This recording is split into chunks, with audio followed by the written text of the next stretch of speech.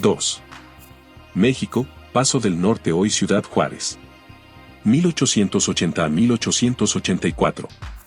Compañía, Ferrocarril Central Mexicano.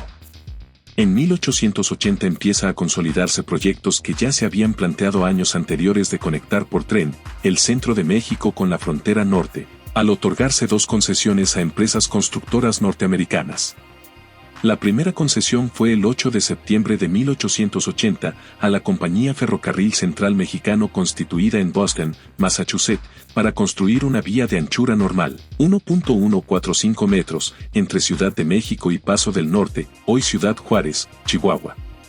Pasando por algunos municipios del Estado de México, como Tlalnepantla, Tultitlán, Cuautitlán, Teoloyucan, Coyotepec y Huehuetoca.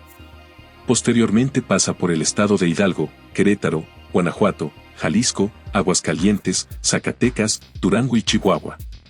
La línea México, Ciudad Juárez o Ferrocarril Central, fue uno de los ferrocarriles fronterizos más importantes y complejos de la época, debido a su gran extensión, que le permitió conectar desde el centro de México, en la estación Buenavista, a varias regiones del país a lo largo de su trayecto al norte, hasta unirse con importantes líneas de Estados Unidos, por lo que la línea es el primero en hacerlo hasta el vecino país del norte. La velocidad con la que se completó el ferrocarril de 1970 kilómetros de longitud fue una impresionante hazaña del siglo XIX.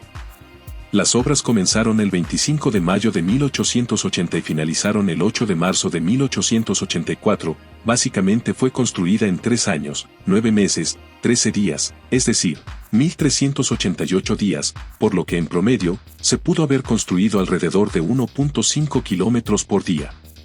Algunos tramos se abrieron después de su finalización, por ejemplo, el 15 de septiembre de 1881, el tramo de aproximadamente 100 kilómetros de longitud entre la Ciudad de México y San Antonio Tula Hidalgo, y en diciembre del mismo año de San Antonio Tula a San Juan del Río Querétaro con 97 kilómetros.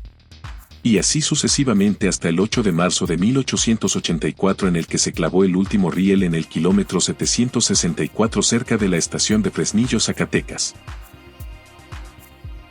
Respecto al tramo Buenavista Ciudad de México en dirección a Hidalgo, que fue una vía de anchura normal, contaba de 11 estaciones, el quinto se ubica en el municipio de Cuautitlán, Estado de México, que en 1881 se convertía en el segundo ferrocarril en cruzar por dicho municipio.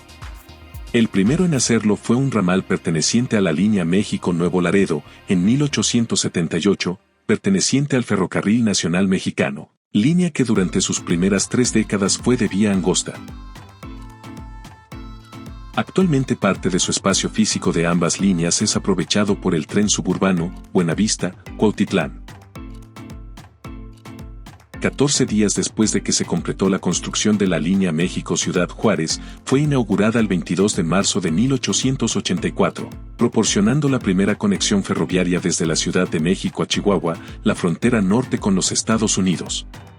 Durante esta época, el Central Mexicano podría hacer conexiones con otros ferrocarriles del lado americano desde la estación del Paso de Texas, pudiendo acceder básicamente a las ciudades ubicadas en los 4 puntos cardinales de Estados Unidos, dado que su sistema ferroviario ya era mucho más extenso. Se considera que el tren que hizo el primer recorrido al inaugurarse la línea, se dirigía hacia la ciudad de Chicago, recorriendo las vías férreas del Central Mexicano y las americanas de Atchison, Tepique y Santa Fe, a Neval y San José, y la de Chicago, Burlington y Quincy. Teniendo en cuenta los casi 4 años que tardó en construirse los 1970 kilómetros de vías férreas y de la tecnología disponible de hace 150 años, llega a contrastar marcadamente con algunos proyectos ferroviarios actuales, cuyas obras y de menor longitud llegan a tardar más de lo planeado. Por ejemplo, el tren interurbano México-Toluca, conocido como el Insurgente con una longitud de doble vía de 58 kilómetros, pasó de 3 a más de 10 años para su construcción total.